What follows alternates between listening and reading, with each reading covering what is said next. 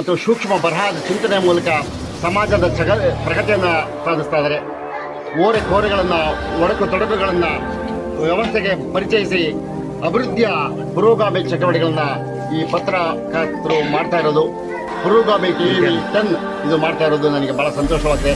ಇವರ ಹೆಜ್ಜೆ ಇನ್ನೂ ನಿರಂತರವಾಗಿದೆ ಅಂತ ನಾನು ಆಶಿಸ್ತಾ ನನ್ನ ಮಾತು ಮುಗಿಸ್ತೇನೆ. ನಮಸ್ಕಾರ. ನಾನು ಜಕಣಾಚಾರಿ, ಕ್ಷೇತ್ರ ಶಿಕ್ಷಣಾಧಿಕಾರಿ, ಮುಂಡಗೋಡು. ಧನ್ಯವಾದ. ಉತ್ತರ ಕನ್ನಡ ಜಿಲ್ಲೆಯ ಮುಂಡಗೋಡು ತಾಲೂಕಿನ ನಾಗನೂರು ಹನುಮಪುರ ಗ್ರಾಮ ಪಂಚಾಯಿತಿ ಸರ್ಕಾರಿ ಹಿರಿಯ ಪ್ರಾಥಮಿಕ ಶಾಲೆ ಹನುಮಪುರ 14 ನವೆಂಬರ್ 2024ರಂದು ಮಕ್ಕಳ ದಿನಾಚರಣೆಯ ಅಂಗವಾಗಿ ಮುಂಡಗೋಡು ತಾಲೂಕಿನ ಶಿಕ್ಷಣಾಧಿಕಾರಿಗಳಾದ ಶ್ರೀ ಜಕಣಾಚಾರಿ ಸರ್ ಹಾಗೂ ಈ ಸಂದರ್ಭದಲ್ಲಿ ಶಾಲೆಯ ಮುಖ್ಯ ಗುರುಗಳಾದ ಶ್ರೀ ಪ್ರಿಯ ನ್ಯಾಯ ಶಿಕ್ಷಕರಾದ ಮಲ್ಲಿಕಾರ್ಜುನ್ ಸರ್, ಅತಿಥಿ ಶಿಕ್ಷಕರಾದ ಶ್ರೀಮತಿ ವಿಶಾಲ್, ಶ್ರೀ ಅಶೋಕ್, ಶ್ರೀ ದೇವರಾಜ್, ಊರಿನ ಗಣ್ಯರು, ಮುಖಂಡರು, ಅಡುಗೆ ಸಿಬ್ಬಂದಿಯವರು ಉಪಸ್ಥಿತರಿದ್ದರು.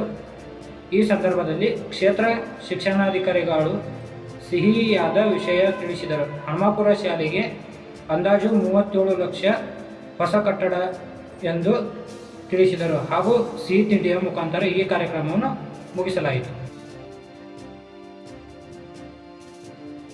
ಇಂದು ನವೆಂಬರ್ 14ನೇ ದಿನ, ಪಂಡಿತ ಜವಾಹರಲಾಲ್ ನೆಹರೂರವರ ಹುಟ್ಟುಹಬ್ಬದ ದಿನ.